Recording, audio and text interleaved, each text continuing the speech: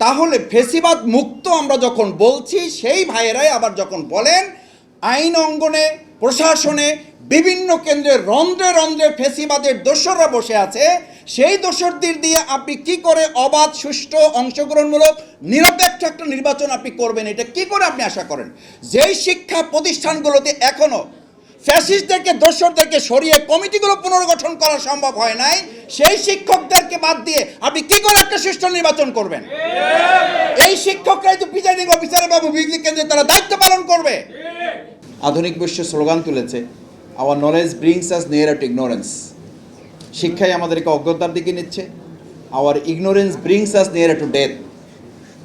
এই কুশিক্ষা বা অশিক্ষা আমাদেরকে মৃত্যুর দিকে ঠেলে দিচ্ছে। সে কারণে শিক্ষাই জাতির মেরুদণ্ড, এটার সাথে যোগ করতে হবে আদর্শ শিক্ষাই জাতির মেরুদণ্ড। না থাকার কারণে যা হচ্ছে, না থাকার কারণে আমরা এখন পিয়ার পদ্ধতি বুঝতে পারি না, আমি বুঝতে পারি না, সেটা জাতির উপরে চাপিয়ে দিচ্ছে। এটা আর একটা শিক্ষার উপরে অত্যাচার। আরে ভাই, আমি বুঝতে পারি না, সেটা তো আমার সীমাবদ্ধতা।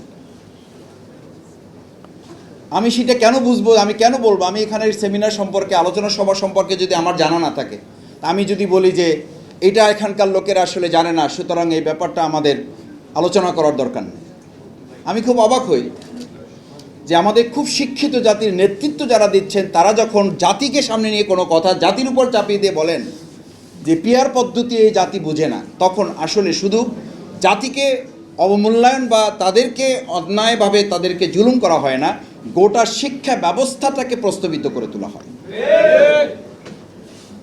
দ্বিতীয় কথা হচ্ছে, আমি এই প্রসঙ্গগুলো এই জন্য বলছি, দেখেন, আমরা স্থানীয় সরকার নির্বাচনের কথা বলি, কেউ কেউ মনে করেন যে এই স্থানীয় সরকার নির্বাচন বলার মধ্য দিয়ে আমরা নাকি নির্বাচনকে প্রলম্বিত করার একটা ষড়যন্ত্র কেউ কেউ এর মধ্যে দেখেন বা গন্ধ এর মধ্যে খোঁজেন।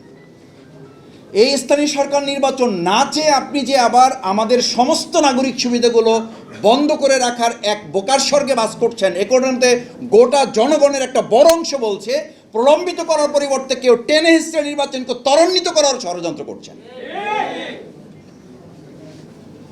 আপনি এখন, আমি প্রায় বলি, এই এখানে বাদ দেন, যদি এখানে মনে করেন এখানে মোটিভেটেড কিছু লোক আছে, এখানে ইন্টেনশনেড কিছু লোক আছে, চলেন রাস্তায় বের হন, এটার জন্য কোনো বড় গবেষণার দরকার নেই, এটার জন্য গণভোটও লাগবে না।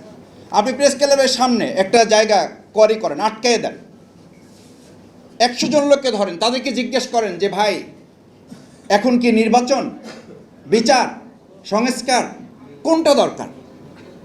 আপনি 100 জন লোকের মধ্যে থেকে যেইটা আপনার পছন্দ হয়, আপনি খুব সিম্পলি দল মতের ঊর্ধ্বে উঠে ওই 100 জন লোককে জিজ্ঞেস করেন।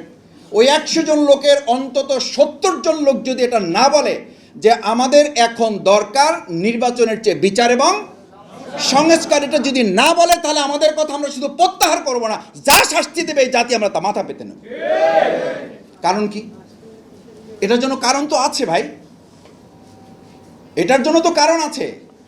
সেই কারণগুলো হচ্ছে আমাদের এই শিক্ষিত জাতি, শিক্ষিত অঞ্চল, শিক্ষিত গোষ্ঠী, তারাই আমরা বক্তৃতা করছি, আমার কথা না শুনলে টিউনও থাকতে পারবেন না, আমার কথা না শুনলে ওসি থাকতে পারবেন না, এলাকা ছাড়তে হবে, আমার কথা না শুনলে আপনি ডিসিগিরি করতে পারবেন না, আমার কথা না শুনলে, আমার লোককে না ছাড়লে থানা ভাঙচুর করে ফেলবে, আপনারা কিছুই করতে পারবেন না, কিছু করা যাচ্ছে না। তো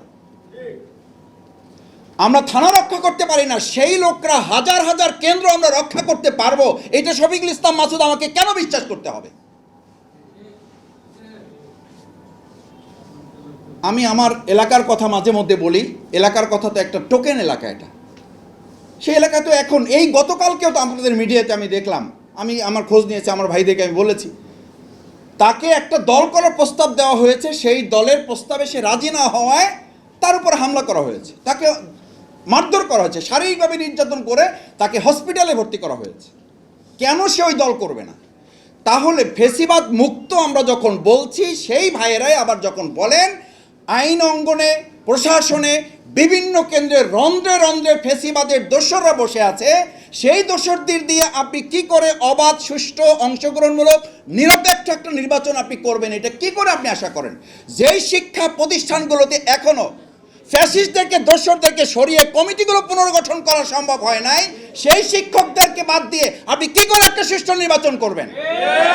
এই শিক্ষকরাই তো প্রিজাইডিং অফিসার বাবু বিজলি কেন্দ্রে তারা দায়িত্ব পালন করবে। আমি কথা বাড়াতে চাই না, প্রধান বক্তা গুরুত্বপূর্ণ বক্তব্য রেখেছেন, প্রধান অতিথি কথা বলবেন। আমি শেষ একটা কথা বলে আমার বক্তব্যের ইতি টানতে চাই। সম্মানিত সুধীমণ্ডলী, শিক্ষকবৃন্দ, সাংবাদিক ভাইয়েরা, আদর্শ শিক্ষক ফেডারেশনের মূল লক্ষ্য হচ্ছে আমরা আমাদের মাননীয় শিক্ষা উপদেষ্টা মহোদয়ের সাথে কেন্দ্রীয় সভাপতি, আজকের প্রধান অতিথি অধ্যাপক মুজিবুর রহমান সাহেবের নেতৃত্বে আমরা একটা টিম গিয়ে দেখা করে তাকে বলেছি, আমাদের কথাগুলো তাকে জানিয়েছি। সেই কথাগুলোর মধ্যে একটা উল্লেখযোগ্য কথা ছিল, আমাদের সম্মানিত শিক্ষকবৃন্দ যারা বিভিন্নভাবে এখনো নিগৃহীত, শিক্ষকদেরকে রাস্তায় বসিয়ে রেখে আমরা চেয়ারে বসিয়ে থাকি, এটা একটা জাতির উন্নতির কোনো চিত্র হতে পারে না। শিক্ষকদেরকে দিনের পর দিন রাস্তায় ঘুরিয়ে আমরা এসির মধ্যে বসে সিদ্ধান্ত গ্রহণ করে দেশ চালাবো, এটার জন্য আমাদের ভাইয়েরা, বোনেরা, আমাদের শিক্ষকেরা এই প্রেস ক্লাবের সামনে যারা এসির মধ্যে বসে এখন দেশ চালান, আমি শফিকুল ইসলাম মাসুদ সাক্ষী দিচ্ছি, এই প্রেস ক্লাবের সামনে আমি লুঙ্গি পরা শিক্ষকদেরকে দেখেছি যারা ঘর থেকে প্যান্ট পরে আসার সময় নেন নাই, তার আগে তার ছাত্রদেরকে বাঁচাবার জন্য ফ্যাসিবাদের গুলির সামনে দাঁড়িয়েছেন। সেই শিক্ষকদের দাবি না মানলে বাংলাদেশকে সামনে দিকে সুষ্ঠুভাবে পরিচালনা করা যাবে, এটা কেউ বিশ্বাস করে না। আসুন সেই শিক্ষকদের দাবি আদায়ে আমরা বর্তমান অন্তর্বর্তীকালীন সরকারকে অনুরোধ করব, আহ্বান করব। এরপরে যদি না হয় তাহলে তাদের আন্দোলনের সাথে আমরা একাত্মতা ঘোষণা করে রাজপথে নামা ছাড়া তো আমাদের আর কোনো পথ থাকবে না। তার আগে শিক্ষকদের যে ন্যূনতম দাবিগুলো আছে সেই দাবিগুলো মেনে নেওয়ার জন্য আহ্বান জানিয়ে আমার কথা শেষ করছি। আসসালামু আলাইকুম রহমতুল্লাহ।